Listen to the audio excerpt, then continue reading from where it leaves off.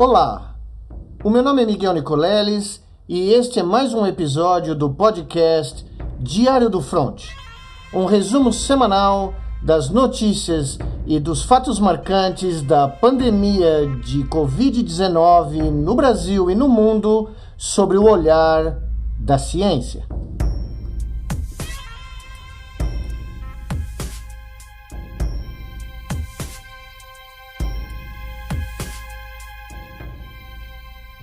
São Paulo, 6 de abril de 2021.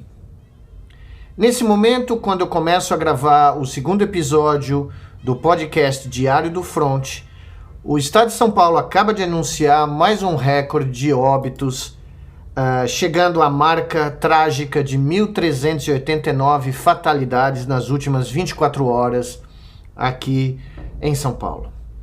Esse número vem de encontro a confirmação realizada na última sexta-feira pelo grupo de pesquisadores da Universidade de Washington, em Seattle, nos Estados Unidos, que, confirmando a nossa previsão de outros pesquisadores brasileiros, alerta que, no melhor dos cenários, até julho de 2021, o Brasil pode atingir 500 mil de mortos, no pior do cenário, 600 mil óbitos. Numa semana onde o país passou horas e dias de grande tensão, com a demissão de vários ministros civis e também a renúncia ou demissão, ninguém sabe ao certo, dos 3 comandantes do Exército, da Marinha e da Aeronáutica, o país mais uma vez viveu o drama de uma pandemia imersa num pandemônio. Estudando os potenciais efeitos demográficos da pandemia de Covid-19, eu descobri na semana passada que nós já temos em alguns estados e cidades do Brasil o número de óbitos superando o número de nascimentos no último mês de março. Vou contar para vocês o que eu descobri. No ano de 2019, a média de excedente de nascimentos em relação a óbitos por mês no Brasil era de 126 mil nascimentos a mais do que óbitos. No final do ano de 2020, essa média já caiu para 96 mil nascimentos a mais do que óbitos, ou seja, uma queda de pelo menos 30 mil nascimentos ou a mais do que óbitos por mês. Algo impressionante. Só que, em março, com números ainda preliminares, nós já sabemos que esse número, essa diferença de nascimento menos óbitos é de apenas 47 mil nascimentos a mais do que óbitos, uma queda de quase 2/3, 67% comparada com a média de 126 mil nascimentos a mais que óbitos em 2019. Ou seja, além da demonstração por demógrafos e especialistas no ano passado de que o brasileiro, ou a expectativa de vida no Brasil, caiu em 2 anos, 2 para a população brasileira, nós agora temos as primeiras evidências de que a pandemia de Covid já pode estar causando um efeito estrutural na taxa demográfica, de crescimento demográfico do país. E, na realidade, é muito possível que em abril nós já tenhamos um número negativo, ou seja, os óbitos superando os nascimentos em todo o país.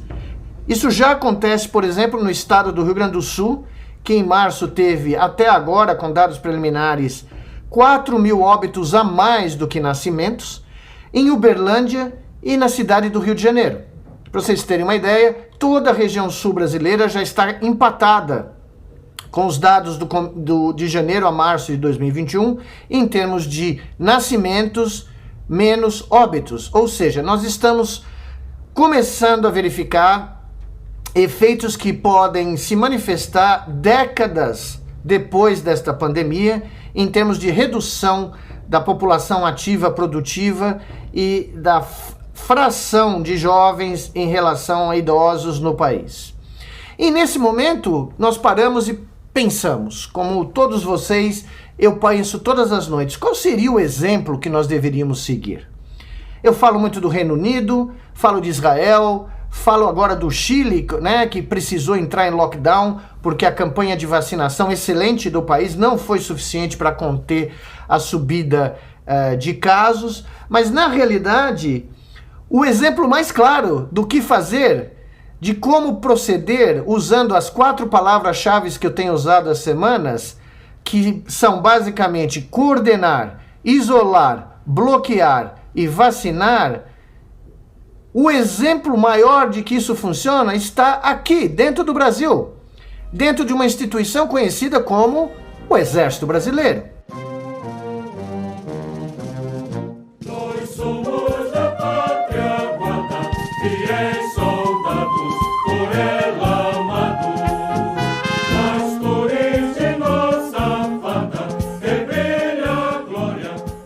Numa entrevista concedida ao Correio Brasiliense no último dia 28 de março, o então responsável pelo setor de recursos humanos do Exército, o general Paulo Sérgio Nogueira, afirmou claramente que a taxa de letalidade no Exército tinha sido de 0,13%, o que é extremamente menor do que a taxa nacional brasileira como um todo de 2,5%.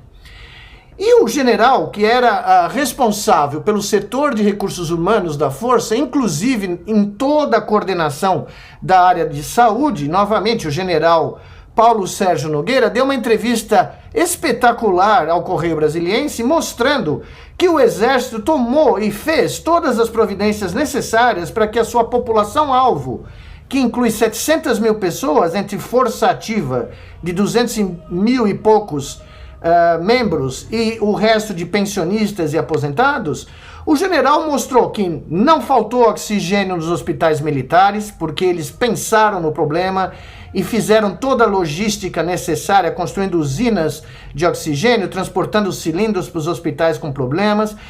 Os leitos de UTI foram ampliados de 84 para 280.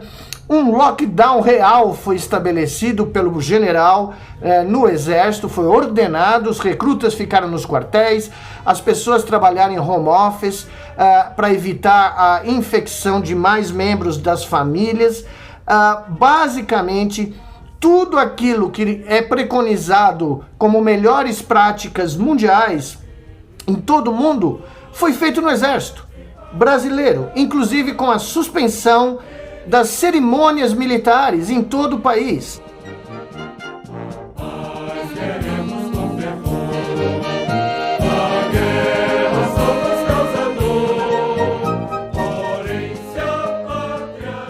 Quando Manaus explodiu, o Exército mandou recursos humanos e tudo que era preciso para os hospitais militares darem conta, né, dos casos que aumentaram dramaticamente. Quando esse foco de explosão se desviou para o Rio de Janeiro, o general Paulo Sérgio Nogueira fez exatamente o que deveria fazer, remeteu recursos de volta para o Rio de Janeiro ou para Porto Alegre para tomar pé da situação. E com isso, conseguiu ter uma taxa de letalidade nessa população de 700 mil pessoas de 0,13%. Ocorre que com a mudança ministerial, o general Paulo Sérgio Nogueira, que liderou esse trabalho brilhante no Exército Brasileiro, é agora o comandante do Exército. Portanto, a solução do Brasil nesse momento é até simples. Basta o general Paulo Sérgio Nogueira pegar no telefone, ligar para o Ministério da Saúde, pedir uma audiência com o ministro Queiroga e mostrar para o ministro Queiroga como o Exército Brasileiro se transformou num modelo de combate à pandemia dentro do Brasil. Com isso, se nós tivéssemos um lockdown nacional, reduzíssemos o fluxo de pessoas pela malha rodoviária, aérea e ferroviária, vacinássemos 2 a 3 milhões de pessoas e tivéssemos uma coordenação similar àquela que o general Paulo Sérgio Nogueira, atual comandante do Exército, fez quando era responsável pelo combate da pandemia nesta arma das Forças Armadas, o Brasil estaria muito melhor do que está agora. Ou seja, vamos ver como o general Paulo Sérgio Nogueira nos ajuda telefonicamente telefonando para o Ministério e contando para o Ministro da Saúde como o trabalho que ele fez conseguiu manter uma letalidade de 0,13% versus 2,5% no país. Em resumo da ópera, nesse momento, o Brasil precisa adotar a nível nacional o padrão do Exército Brasileiro de combate da pandemia de Covid-19. Esse é o tipo de basta que nós precisamos fazer. A solução está aqui dentro do Brasil.